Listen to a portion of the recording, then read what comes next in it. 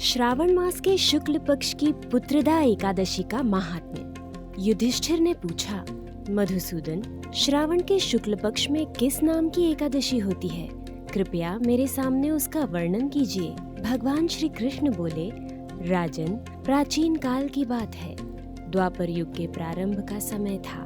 महिष्मतिपुर में राजा महिजित अपने राज्य का पालन करते थे, किंतु उन्हें कोई पुत्र नहीं था।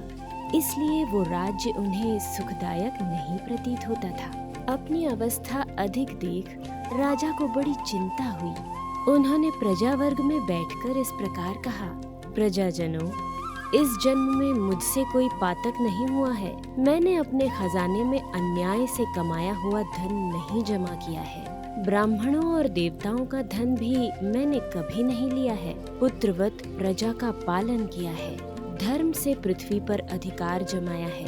दुष्टों को, चाहे वे बंधु और पुत्रों के समान ही क्यों न रहे हों, दंड दिया है। शिष्ट पुरुषों का सदा सम्मान किया है और किसी को द्वेष का पात्र नहीं समझा है। फिर क्या कारण है जो मेरे घर में आज तक पुत्र उत्पन्न नहीं हुआ?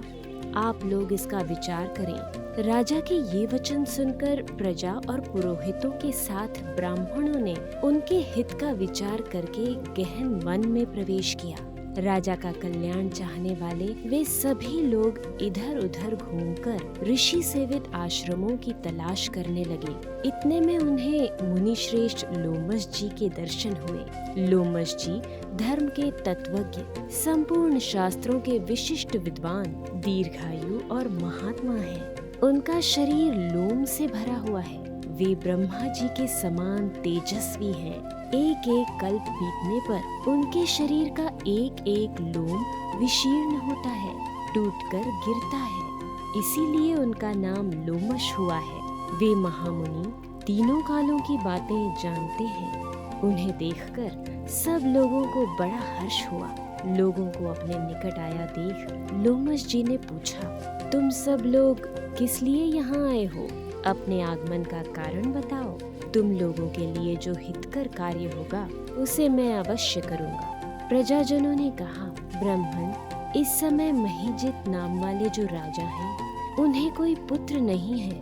हम लोग उन्हीं की प्रजा हैं, जिनका उन्होंने पुत्र की भांति पालन किया है। उन्हें पुत्रहीन देख उनके दुख से दुखित हो हम तपस्या करने का दृढ़ निश्चय करके यहाँ आए हैं। द्विजोत्तम, राजा के भाग्य से इस समय हमें आपका दर्शन मिल गया है। महापुरुषों के दर्शन से ही मनुष्यों के सब कार्य सिद्ध हो जाते हैं। मुनि, अब हमें उस उपाय का उपदेश कीजिए जिससे राजा को पुत्र की प्राप्ति हो। उनकी बात सुनकर महर्षि लोमश 2 घड़ी के लिए ध्यान मग्न हो गए। तत्पश्चात राजा के प्राचीन जन्म का वृत्तांत जानकर उन्होंने कहा, प्रजावृंद सुनो।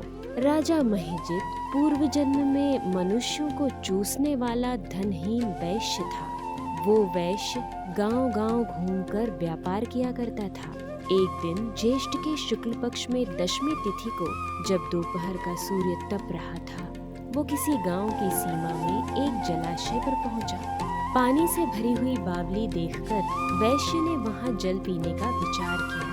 इतने में वहां अपने बछड़े के साथ एक गौ भी आ पहुंची। वो प्यास से व्याकुल और ताप से पीड़ित थी, अतः बावली में जाकर जल पीने लगी। वैश्य ने पानी पीती हुई गाय को हाँक कर दूर हटा दिया और स्वयं पानी पीने लगा। उसी पाप कर्म के कारण राजा इस समय पुत्रहीन हुए हैं। किसी जन्म के पुण्य से इन्हें निष्कंटक राज्य की प्राप्ति हुई है। प्रजाजनों ने कहा, मुनि, पुराणों में उल्लेख है कि प्रायश्चित रूप पुण्य से पाप नष्ट होते हैं। अतः ऐसे पुण्य कर्म का उपदेश कीजिए जिससे उस पाप का नाश हो जाए। लोमश जी बोले, प्रजाजनों, श्रावण मास के शुक्ल पक्ष में जो एकादशी होती है वो पुत्रदा के नाम से विख्यात है।